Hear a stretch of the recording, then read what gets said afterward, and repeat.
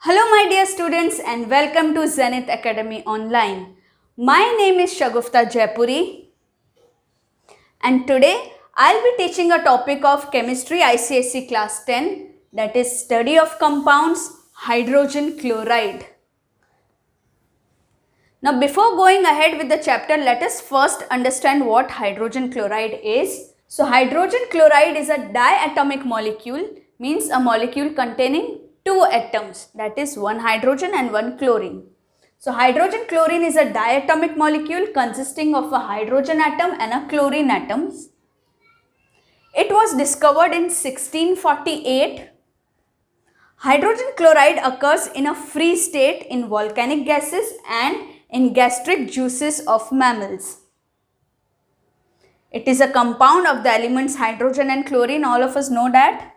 The molecular formula is HCl and the molecular mass is 36.5. Now children, this point is very important. At room temperature, it is a colorless pungent gas. So hydrogen chloride is a colorless pungent gas which forms white fumes of hydrochloric acid upon contact with atmospheric humidity. That is, whenever hydrogen chloride gas comes in contact with water, then it forms hydrochloric acid. Many a times students get confused with hydrogen chloride or hydrochloric acid. So basically hydrogen chloride is a gas, and if this is mixed with water, H2O, then it forms hydrochloric acid. Now let us also study some of the uses of hydrogen chloride. So it is used in the production of hydrochloric acid. When you react hydrogen chloride with water, it forms hydrochloric acid. It is used in the preparation of aqua regia. As we go ahead, I will tell you what aqua regia is.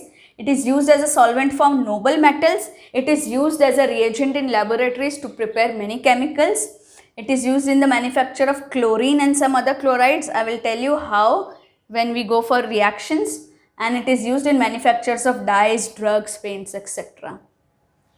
Now children, in your syllabus directly the uses are not there, but we will be learning some of the uses in the chemical reactions. So in this chapter we will learn in detail about dry hydrogen chloride gas, its preparation and properties, hydrochloric acid, its preparation and properties.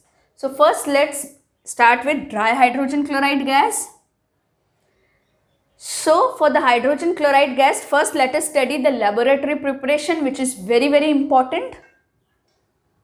Now here you can see the apparatus of laboratory preparation of dry hydrogen chloride gas. Here you can see that NaCl reacts with H2SO4 at less than 200 degrees Celsius. This is very important to learn the temperature of this particular reaction, because at different temperature, the same reactants are forming different compounds. I will tell you in detail about this. So just remember right now that NaCl, when reacts with H2SO4 at less than 200 degrees Celsius, then it forms sodium bisulfate. H is there. So sodium bisulfate and HCl gas is released. So this is the laboratory preparation where we need HCl. So now let's see how it happens. Now here you can see there is a round bottom flask. In that round bottom flask, sodium chloride is kept. Okay. Then through a thistle funnel, you can see concentrated sulfuric acid pouring in. Now if you see the ends of the thistle funnel, it is going deep inside the sodium chloride. So this is a thistle funnel.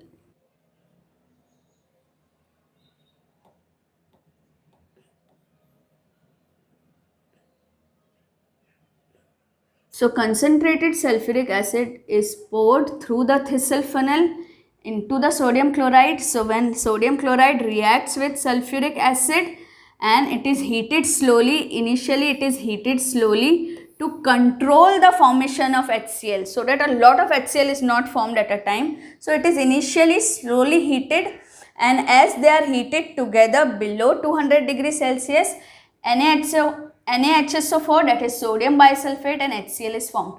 Now the HCl gas which is formed bubbles out of this liquid. Now this gas is here, right? So it will travel through this delivery tube. This is a delivery tube.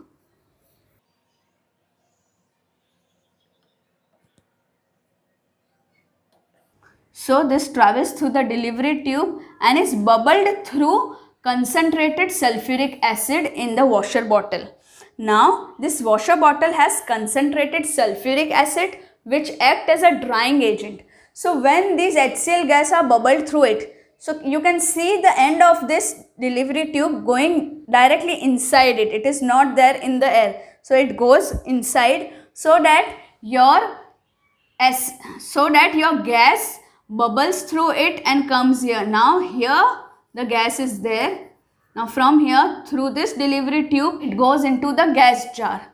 So you can see that this delivery tube is not dipped inside. So only the delivery tube which is carrying HCl, which is moist, and then this sulfuric acid is drying it up. It is taking all the moisture. Now this dry HCl gas is coming here, and then here it is collected by upward displacement of air.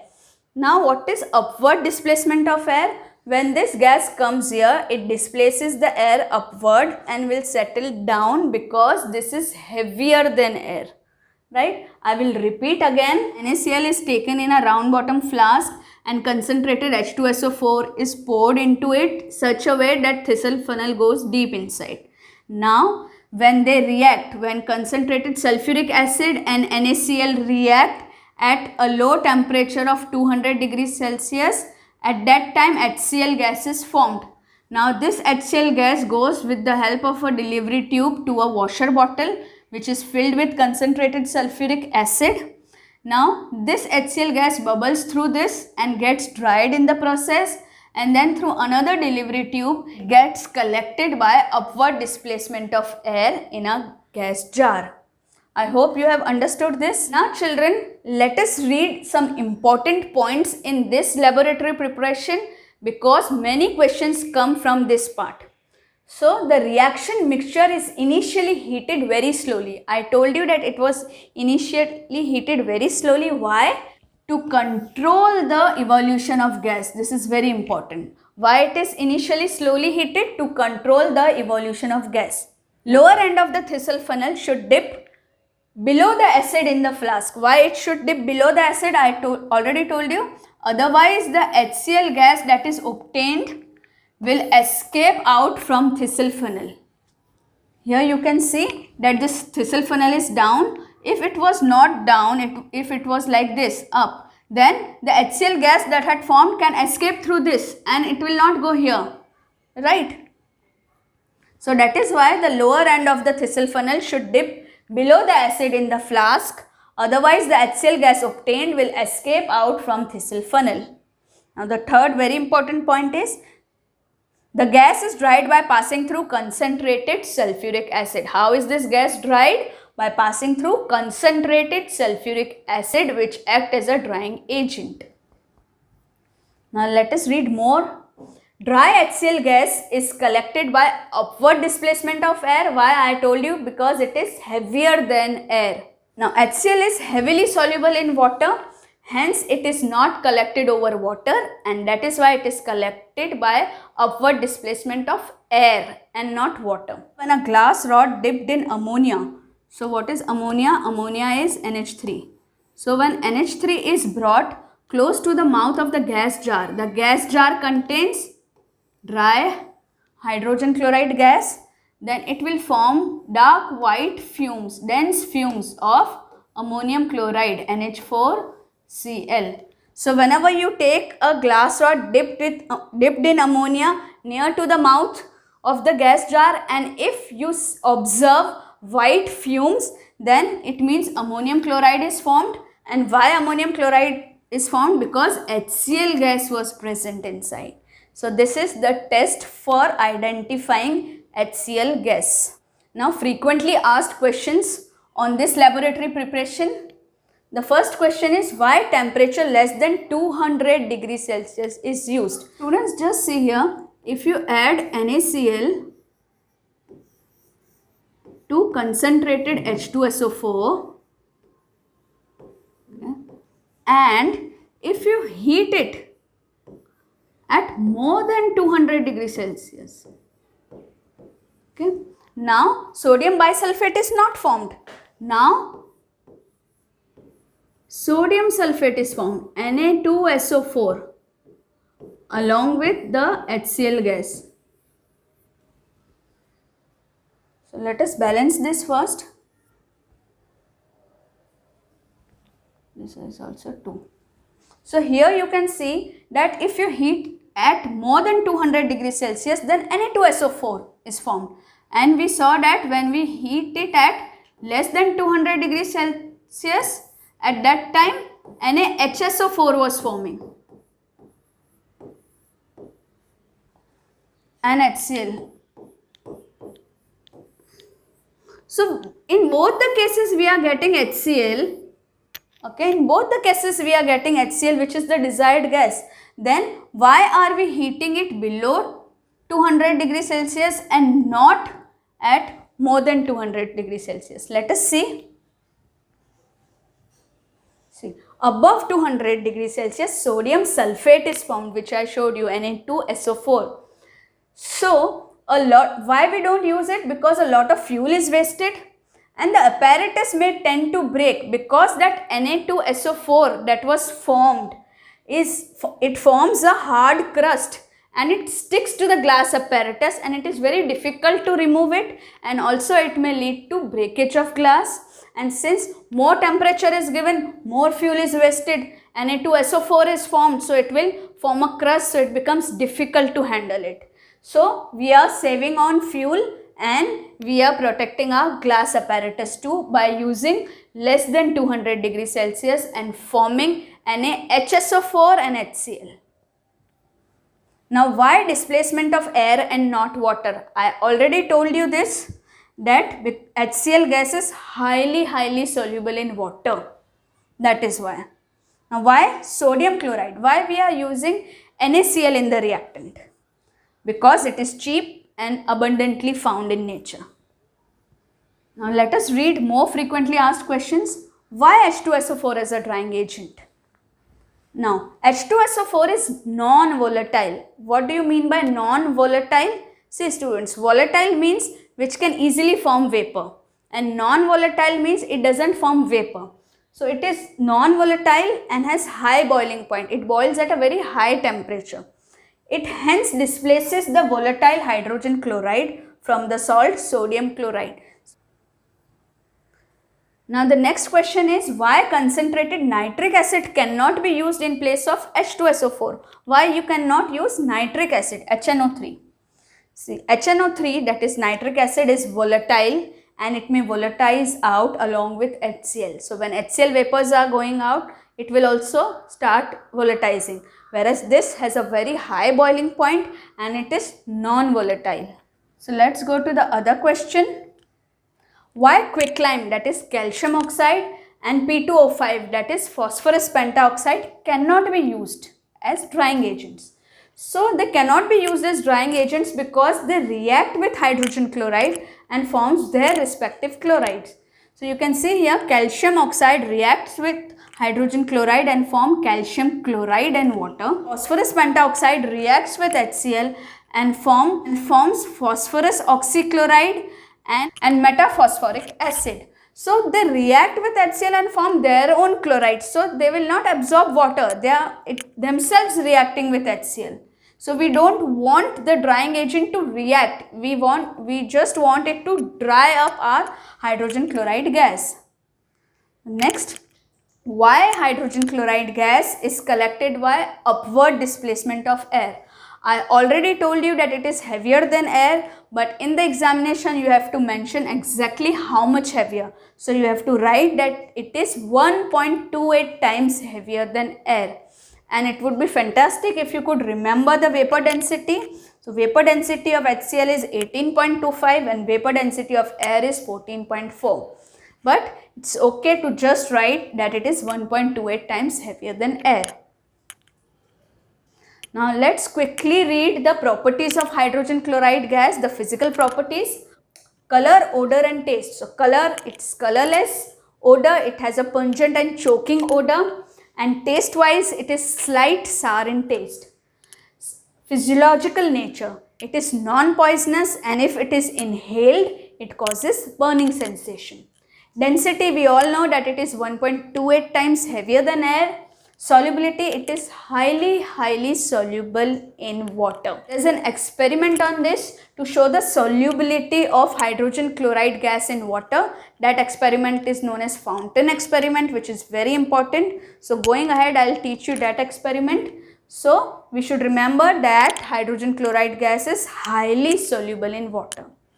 Liquefaction, it liquefies at 10 degrees Celsius to 40 atmosphere pressure. Its boiling point, the liquid HCl boils at 83 degrees Celsius, and freezing point, the solid HCl melts at 113 degrees Celsius. Now there is an experiment to show that HCl gas is heavier than air. We know that it is 1.28 times heavier than air. So for this we have taken an empty jar in which we have kept a candle. There we have kept little solution of blue litmus. Now here is a gas jar which is filled with dry HCl gas. So when I pour this dry HCl gas, what do I observe? I observe that this candle goes off, and also the blue color of the blue litmus solution turns red. Now why it happens so? Now this gas is heavier than air, that is why it displaces air, air goes up and it comes down. So since there is no air, this will not burn, the candle will not burn and it extinguishes. And since it is acidic in nature, it will turn the blue litmus into red. Now the next experiment is fountain experiment to show the solubility of hydrogen chloride gas in water. Now children, you should remember that hydrogen chloride gas is highly soluble in water.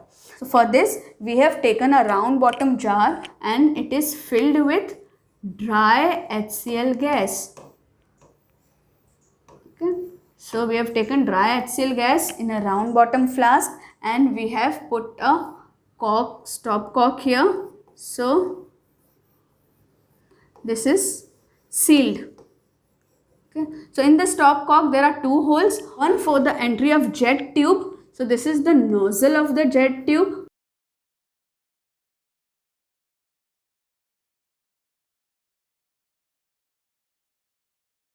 The nozzle of the jet tube is very narrow. Here we have taken a glass dropper. And children, this glass dropper is filled with water. Okay. So we have taken a glass dropper which is filled with water. Okay. And this is the rubber bulb of the glass dropper. And here in the trough we have taken blue litmus solution.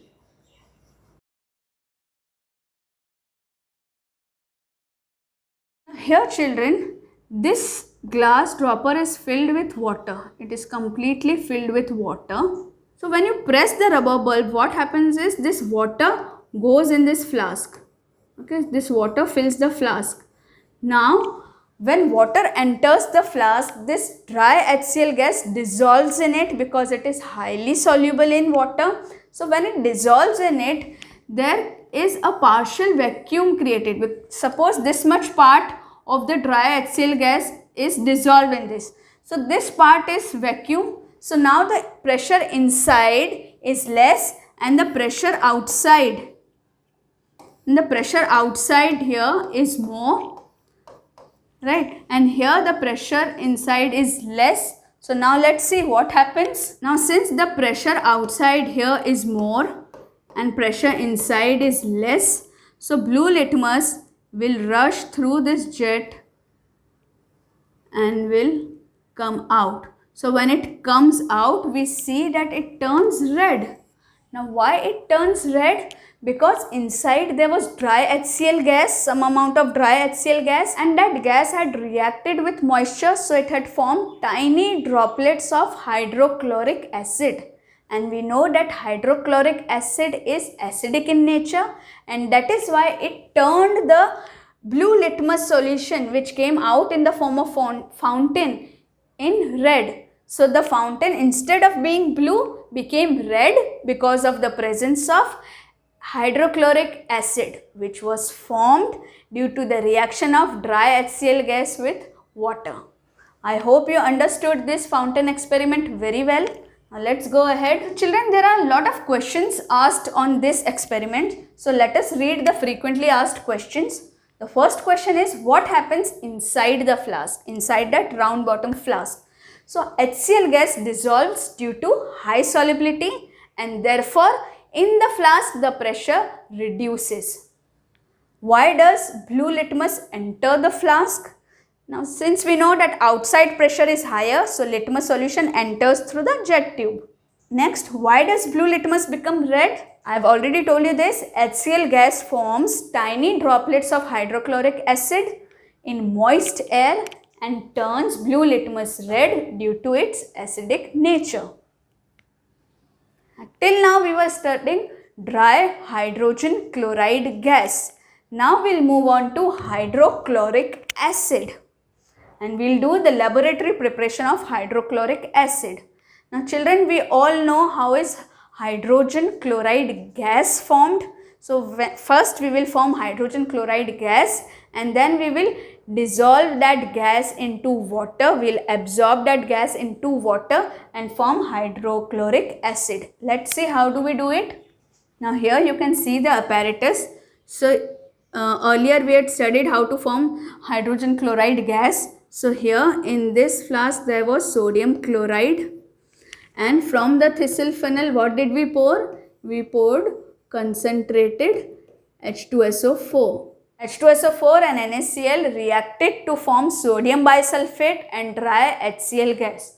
So this HCl gas that was formed bubbles out, and this HCl gas now through this delivery tube passes on to the washer bottle, which is filled again with concentrated H2SO4, which is acting like a drying agent. So this gas, which was little moist, now again bubbles up and is here. Now through this delivery tube it passes on and collects in the gas jar by upward displacement of air. Now from here, now till here we have obtained what? We have obtained dry hydrogen chloride gas. Now this gas goes in a jar of water, and here there is a special arrangement of funnel. You can see here this dry HCl gas comes in through this funnel, okay, and then it is absorbed over water. Now why we have taken this funnel arrangement, let me explain you. Now suppose it was coming through an ordinary delivery tube like this, okay, and water was there. So we know that this gas is highly soluble in water.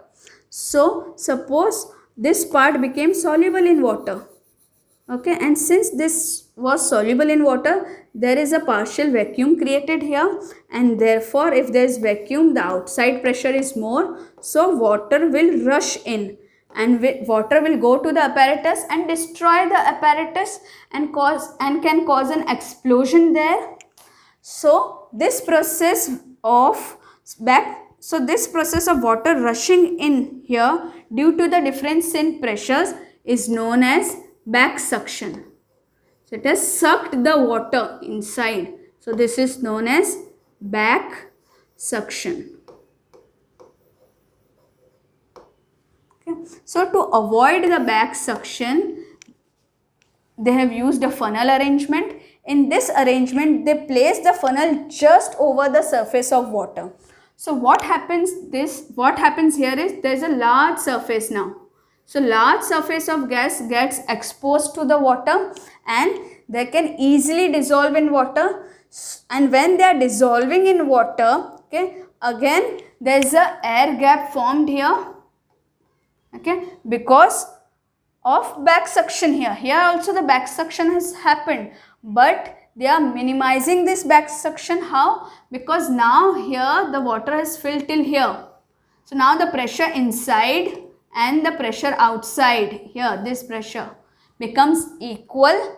So more water will not come, but this water will again fall down. So here what happens, since there is a large vacuum created, okay, the large part of vacuum created, so the water can rush in. But here, since the area was distributed, okay, since this part was only evacuated, there was partial vacuum only in this part, so the water rushed in, created an air space here in between surface, and since the pressure inside and the pressure outside on this water surface was equal, this again, water again fell down and this avoided back suction. I hope you understood how just using a simple funnel arrangement helped to resolve the problem of back suction. So there are many questions asked on this funnel arrangement. Let us read them. What is back suction? The rise of hydrochloric acid into the delivery tube due to the increased pressure is known as back suction. What would happen if ordinary glass tubing is used or the ordinary delivery tube is used? Water will fill it, pass into generating flask and stop the reaction. It will generate heat and also may result in an explosion. Why the funnel arrangement? I already told you, to prevent back suction and to provide a large surface area for absorption of HCl gas. Now when is HCl acid formed? Now when is the HCl acid formed? The HCl acid, when hydrogen chloride gas is passed through water, until no more gas is absorbed, hydrochloric acid is formed, which contains 36% HCl by weight. That is an aqueous solution of HCl in water. So till no more gas can be absorbed and it has formed 36% HCl by weight, till then this process goes on repeating. So here I forgot to mention that this process keeps on repeating, that water fills in, again falls down. So it keeps on happening till this water has become saturated with HCl gas and has converted into hydrochloric acid. And the same type of questions, what is the importance of funnel arrangement? I have already told you, it prevents or minimizes back suction and provides a large surface area for absorption of HCl gas. Until what time this process goes on? Till the water in the trough is saturated with hydrogen chloride gas, resulting in the formation of hydrochloric acid. So we have covered all the questions that can be asked from that topic. Now I am giving you a small extra information which is not there in your textbook, just for your general knowledge, that what is an azeotropic mixture. So an aqueous solution, what is aqueous solution? A solution in which the solvent is water. So an aqueous solution of HCl with 22% HCl and 77.8% water by weight, and which boils at 110 to there is a mistake here, it is 100 degrees Celsius to 110.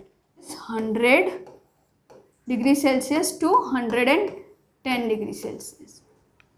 So that solution which contains 22.2% HCl and 77.8% water by weight is an azeotropic solution. The solution which boils without any change in composition means that even if this solution is boiled, okay, still its concentration will not change. Its concentration has become constant. So no further concentration is possible after this point by boiling. So that type of a mixture is known as an azeotropic mixture. Now let us read about the chemical properties of hydrochloric acid. Now it is very important to learn these chemical properties because there are many questions asked in the reaction form. So before going further with the chemical reactions, first we should know the chemical properties of hydrochloric acid. So it is monobasic in nature. What does it mean? That the HCl in the aqueous medium, that is in presence of water, converts or breaks into ions, that is H plus and Cl minus ions, and this H plus ions then react with water molecule and forms hydronium ion, and this hydronium ion is responsible for the acidic character, right? So why monobasic? Because one molecule of HCl is giving you one H plus ion, that is why it is known as monobasic. Now acidic nature, we all know that HCl in aqueous medium gave H plus and Cl minus, and this H plus formed hydronium which imparts it an acidic character. Now children, I want to tell you something here, that hydrogen chloride gas, the dry hydrogen chloride gas is a covalent molecule, and when that covalent molecule react with a polar molecule like water, okay, so both are covalent, both are polar, so when they react with each other it forms H plus ion. We already saw that. So when it reacts with water, when it is moistened, it forms ions. So it formed H plus ion. So now the hydrochloric acid is electrovalent or ionic. You should always remember that hydrogen chloride gas was a covalent molecule, whereas hydrochloric acid is ionic or electrovalent. Then the solution of hydrogen chloride in water, I already told you that hydrogen chloride in water becomes an acid, and solution of hydrogen chloride in organic solvents like toluene, benzene. Now there I told you that HCl, hydrogen chloride, is what? Covalent, whereas these organic solvents like toluene, they are non-polar. So since they are non-polar, they will not react with it and will not form ions. Therefore it will not show any acidic properties, and it is a non-electrolyte. So let us do the reactions now. The first reaction is reaction of dilute HCl with metals. So dilute hydrochloric acid when react with any metal should form salt and hydrogen. So here I have given a general equation where metal is reacted with acid to form metal chloride and hydrogen. So here you can see I have taken an example of sodium. So when sodium reacted with hydrochloric acid, it formed sodium chloride. So which salt it formed? Metal chloride. So this is the metal and this is the chloride. So metal chloride and hydrogen is liberated. There's one more example of calcium. So when calcium reacts with hydrochloric acid, it forms calcium chloride and hydrogen. We can take few more example. You can take zinc. So when zinc reacts with HCl, it forms zinc chloride, that is ZnCl2 plus hydrogen. So first you should write the basic reaction and then balance. So there are 2 chlorine. Okay, so that is balanced. So we can use iron or magnesium. So with both of them, HCl reacts and will form their chlorides. So here it will form FeCl2 plus hydrogen. Just balance this, okay, and with magnesium it will form MgCl2 and hydrogen.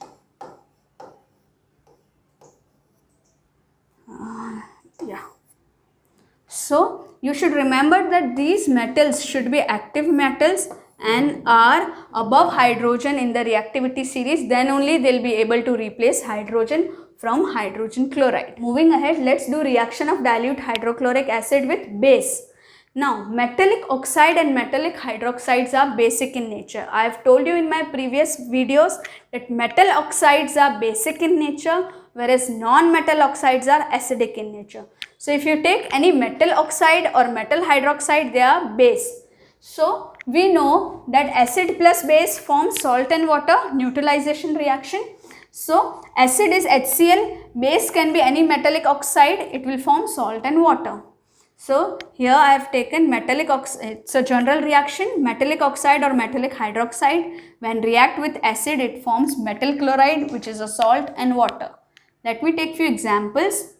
Here you can see magnesium oxide and sodium hydroxide. So I've taken an example of metal oxide and a metal hydroxide.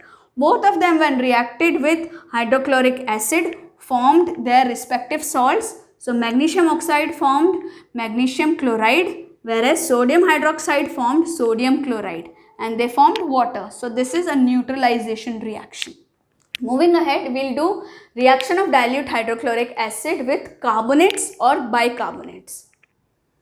Now this is the general reaction, metal carbonates or metal bicarbonates. So whenever we use a term bi means hydrogen and extra hydrogen. So metal carbonates and metal bicarbonate react with acid to form metal chloride, water and CO2. So there is an extra CO2 because of the carbonate and bicarbonate group. So let's see. So let's take an example of sodium carbonate. So when this reacts with HCl, okay, we have to form metal chloride. So metal is sodium. So sodium chloride's formula is NaCl and will form water and carbon dioxide. So first we will write the skeleton reaction and then we will balance it. So you can see there are two sodiums. So 2 NaCl. Carbon is balanced, oxygen is also balanced, hydrogen is balanced and chlorine is balanced. So this is the reaction. Next, calcium carbonate. When this reacts with acid, it forms calcium chloride plus water plus CO2. Now let us take an example of bicarbonate. So here we have taken sodium bicarbonate. When it reacts with acid, we just have to remember it will form metal chloride, water and CO2. So first form metal chloride, water and CO2 and then you balance it. Now let's take one more example of calcium bicarbonate. Here we have taken calcium carbonate, now we are taking calcium bicarbonate. So you don't have to worry at all whether it is calcium carbonate or calcium bicarbonate. Just simply follow that whenever carbonates or bicarbonates reacts with HCl, it should form salt, water and CO2. So calcium salt is CaCl2. So just form the salt first, water and CO2. So this is the same as this one, but now there will be only change in balancing. So here there is one calcium, 3 hydrogen, but there are only 2 hydrogen here. So we will have to put a 2 here. So 2 CO. Now hydrogen there is 4, 2 are already here, so 2 here. So this is a balanced chemical reaction. Just remember you have to form metal chloride, water and CO2. So first form metal chloride, water and CO2 and then balance whether it is carbonate or bicarbonate. Now the reaction of dilute hydrochloric acid with sulfides or bisulfides. So here I have given a general reaction that metal sulfide reacted with HCl to form metal chloride, water and sulfur dioxide. So you have to remember metal chloride, water and sulfur dioxide. Here I have taken an example of sodium sulfide. It had reacted with HCl to form metal chloride, that is sodium chloride, water and SO2. Here is an example of bisulfite. So bisulfite is addition of one hydrogen here. So sodium bisulfite reacted with HCl to form metal chloride, that is NaCl, water and SO2. So the products are same in both the sulfides and bisulfides, just the balancing is different. Now reaction of dilute HCl with sulfides, D, sulfide. So it is only S. So when metal sulfide reacted with HCl, it forms metal chloride and hydrogen sulfide. So children, you should know that sulfide, the valency, the charge on sulfide is -2. So sodium sulfide, how you will write the formula? See, sodium is +1, okay, and sulfide is -2. So when they crossed, it becomes Na2S, right? So you should remember what are sulfides, what are sulfites, what are sulfates, right? Sodium sulfide with HCl formed metal chloride. So here the metal chloride is sodium chloride and hydrogen sulfide gas is released. this hydrogen sulfide gas has a very bad odor of rotten eggs. Here you can see another example of iron sulfide. When this reacted with hydrochloric acid, it formed iron chloride and H2S, that is ferrous chloride and H2S gas. Now let us study the reaction of dilute HCl with thiosulfate. Children, thiosulfate's reactions are very important. So sulfur is not precipitated when sulfites are treated with HCl. So it is precipitated only with thiosulfate. That is why when you want to precipitate sulfur, the reactions with thiosulfate are very important. So thiosulfate plus dilute HCl will give you metal chloride water SO2, and along with these it will also give you sulfur, so which will be precipitated. Now here you can see I have taken an example of sodium thiosulfate. When it reacts with dilute HCl, it forms metal chloride, that is NaCl, water, SO2, and sulfur is precipitated. Now let us go ahead with the reaction of dilute HCl with nitrates. So they doesn't normally react with nitrates, but they forms precipitate with silver nitrate, that is AgNO3, lead nitrate, that is PbNO3 whole twice, and mercurous nitrate. So here you can see I have given an example of silver nitrate. When silver nitrate reacts with HCl, it forms the white precipitate of AgCl and nitric acid. Here you can see lead nitrate reacting with HCl to give precipitate of lead chloride and silver nitrate. So now let's do the reaction of dilute hydrochloric acid with oxidizing agents.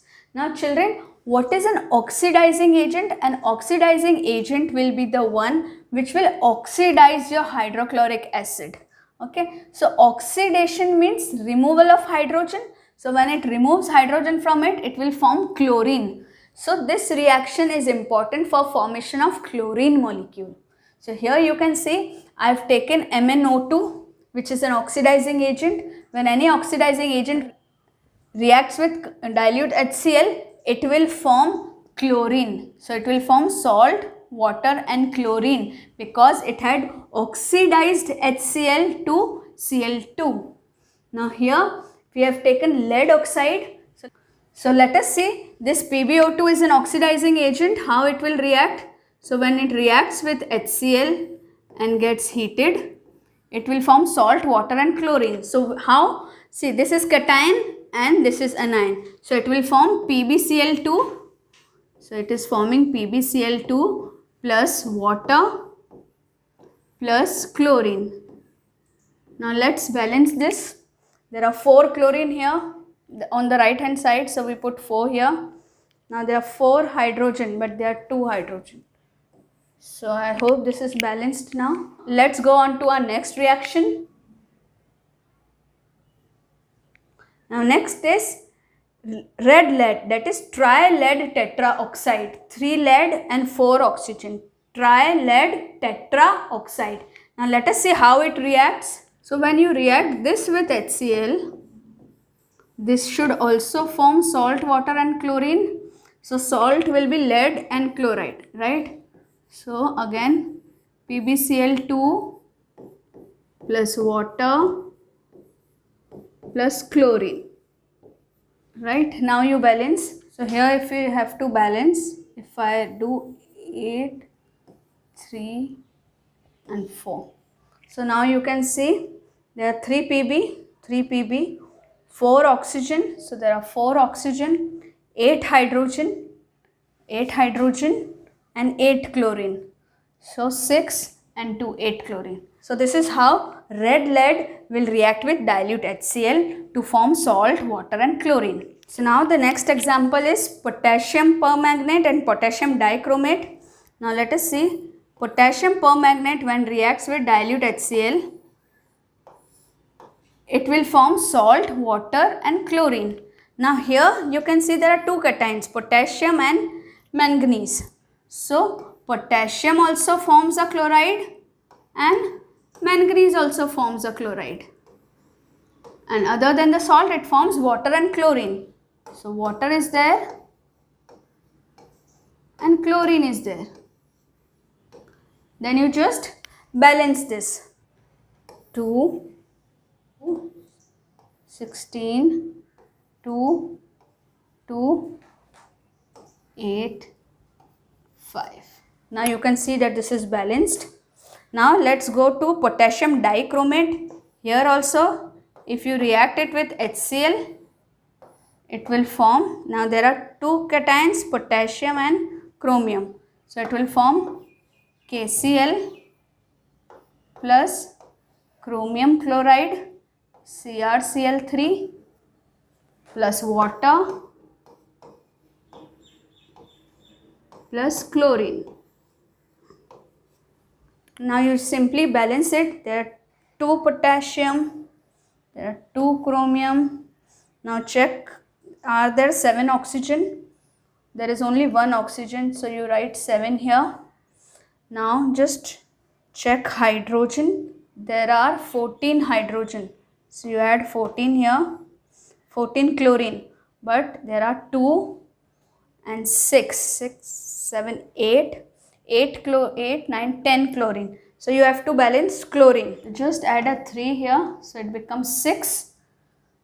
6 and 6, 12, 13, 14. So there are 14 chlorine. So this is how you will balance it. So just remember, make the salt of the cations. So chloride salt of the cations, add water and chlorine and then simply balance it. Now let's move ahead. Reaction of dilute HCl with oxidizing agents like HNO3. So this is an example where we are again dealing with oxidizing agent, but this is a special case with concentrated HNO3 because here this oxidizing agent is forming nascent chlorine, that is single chlorine like this.